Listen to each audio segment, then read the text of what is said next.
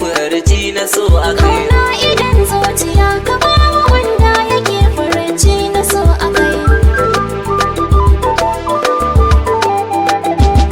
So ya haske duniya ya kama kowa mutum rike, dan ya zamo sitira akan kowa ana samiya.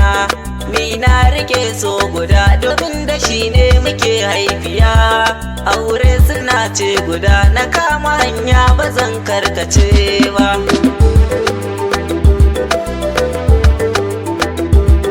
Ni ma ina fahari domin so ya zama fitila.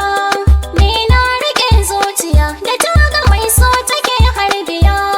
Shi so halitta akai ilahu shi ne ya mai hikima. Mu ko muke kariya muraya sunnar ma'aiki guda.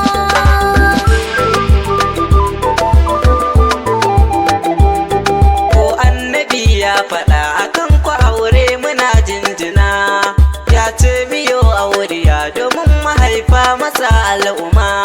Ni ko ina kan hanyar da aka sani ba zan faɗi ba, domin tana dorewa a duniya ko a can lahirar.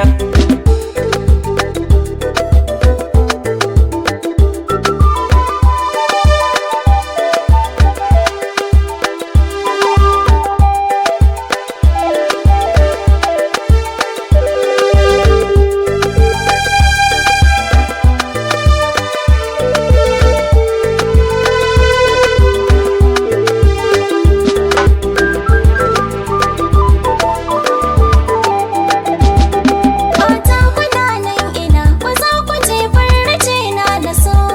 Duk wanda za ya so ka a zuciya karkamar wahala.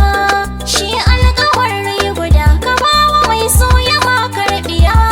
Shi ne haƙin so guda mu daina ƙarya a kunnuwanmu.